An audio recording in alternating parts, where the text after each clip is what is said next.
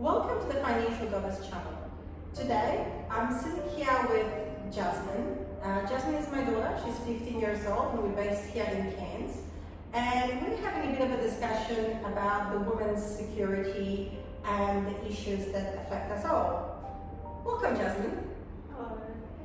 Now, I'll start with the first question. We'll get right into it. What do you think are the top one, no more than three financial concerns of your generation? The financial concerns I believe that are for my generation is not having enough money to buy what we want, not earning enough money to get.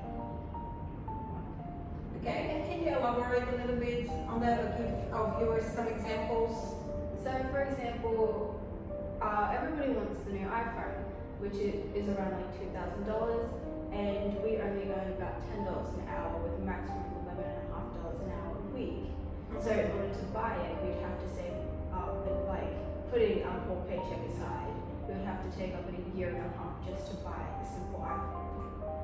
Or another example, for my generation would be with nails. We love to get our nails done, and it costs around $70 wherever you go, and that's gonna cost a lot. So then we gotta save up enough money with our little paychecks, having to work 7 to 8 hours just to afford it, and it probably won't even last 1 to 2 weeks. Okay, and so how many hours a week on average are you guys able to work? I know there's some restrictions. Each state in Australia has different laws. We're here in Queensland. So do you recall what your employer said the maximum number of hours that you can get a week? My one currently is 15 hours a week. 15 hours. So if you're making about $10 an hour, then you're making $150 before tax and any other expenses. And said about $70, most young girls want to get their nails done. So saying about half of your paycheck would go to the nails. On average, how long do those nails last? At most 2 weeks, but sometimes not even a week. Right, so you're saying effectively, and it's a concern that the teenage boys don't have, at least not most, that need to worry about getting their nails done. And it's, of course, it's not a necessity, but it's something that is of a concern of the young girls of today's generation. Most of them like to do their nails. Okay. Now, moving on to the next question. Do you feel, based on your experience and that of your friends, maybe it's something that pops up in the conversation once in a while, that women have equal play field when it comes to career and employment opportunities?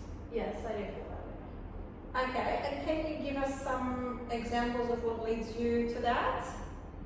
Well, at school we get different career opportunities in our age group, and they're sent to everyone in our cohort. So if it's an electrician, it's not just sent to the boys, it's sent to the girls as well, and even with beauty and hairdressing, that's also sent to the girls and boys. So it's like we get the opportunity for any career to go and see if we want to do that for our apprenticeships. Right, and that's really important because back when I was growing up, it was a lot more stereotypical here in Australia, and the apprenticeships, and that was back in New South Wales, there was a lot of opportunities that would be given specifically more to boys than to girls. So for example, apprenticeships that would have to do with engineering or science, it would usually be a roll call, and it would be boys that were more encouraged to do that. Apprenticeships around hair and beauty was something that naturally would be presumed that girls would want to do that. So the same with nursing, it was more thought that the girls would want to do nursing and the boys might want to be applying for the doctor sort of opportunities in the future. So it was that sort of clear distinction. So it's interesting, and it's good to see that now in your generation, that's no longer an issue when it comes from the school perspective. The school is approaching everyone equally and sends everyone those information. So that's really great to see that change in our society. And what about with jobs? Have you seen that to be an equal opportunity when your male and female friends apply for job opportunities, or do you think there is some division out there still? I believe that it's quite equal, that if a guy was to apply for retail, they can. If a female was to apply for fast food, even producing the food, it's not just mainly the boys doing that, the females can also. So I feel like there's a good balance. Okay, well that's always a good news, and happy to hear that. Moving on to the next question. Do you think that there are still any changes that need to be made in our system or in our society to achieve the gender equality? I believe there could be a few changes within our system to achieve gender equality. For example, with maternity leave, I believe that there should be at least 2 years after the birth of the child that is paid for each woman. And I also believe that all companies should have, like, depending on the job, it should be a fixed amount, no matter what. So, like, for an example, accounting could be 1,200 a year regardless. A third change I would recommend for the system is probably to do, if someone works a 9-to-5 job, to be, like, for all companies to be able to pay for the overtime. So if someone works 9 to 5, but then they don't finish till 9:30, any company, regardless of the job, that employee should be able to be paid that half an hour extra. Okay, so it sounds to me like you're saying that, because to some of our viewers that might be based overseas, we have employees that get paid wages on an hourly basis, and then we have employees that get paid a fixed salary a year.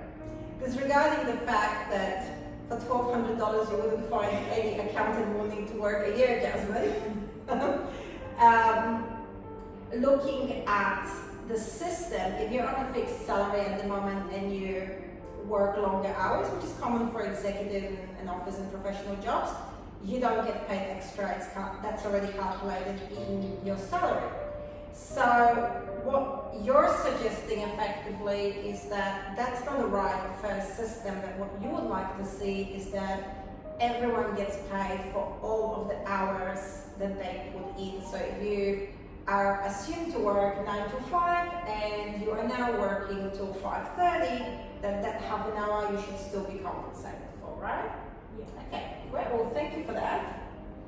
Now, do you think that the men should be involved in those changes? I don't believe that men should be involved when it comes to changes of women and their opportunity. Okay, well, fair enough. Moving on to the next questions, do you have any financial goals for yourself? And if so, how confident are you on a scale of 1 to 10, with 1 having no hope, no confidence, and 10 being extremely confident that you can achieve those goals?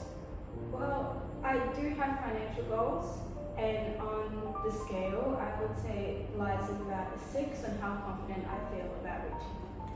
Okay, thank you. And do you think that score 6 is then based on internal factors such as your level of skills or understanding about money management and budgeting? Or is that based on external factors such as job opportunities, promotions, government policies? Well, it's a bit of both. Most of it is internal factors, but the external factors can definitely impact the internal factors. Okay, thank you. Now, moving on to our next question. Have you thought, and I know you're only 15, nevertheless, I think it's an important topic for all of our generations of women to have. Have you thought much about your retirement? And do you think that you will be able to retire by choice when you are ready? I have thought about my retirement briefly, but I do believe that when I choose to retire, I will be able to. Okay, well that's fantastic.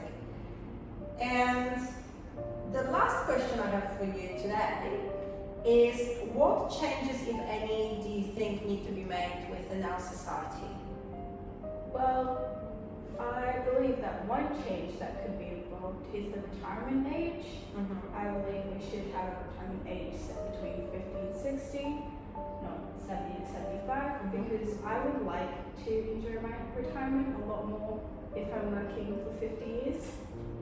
Love that a lot. Sure, and that sounds fair. What if I was to tell you that the actual age of retirement in Australia, up until recently, has been 65 years old, and it's currently 67. Not the 70 to 75 that you've mentioned, but it's actually 67. Do you still think that that's too old and it should be changed to younger? Does that change your answer? I think it's a little bit too old. So I think, yeah, maybe just 60 would be fine. A little bit younger. Okay, wonderful.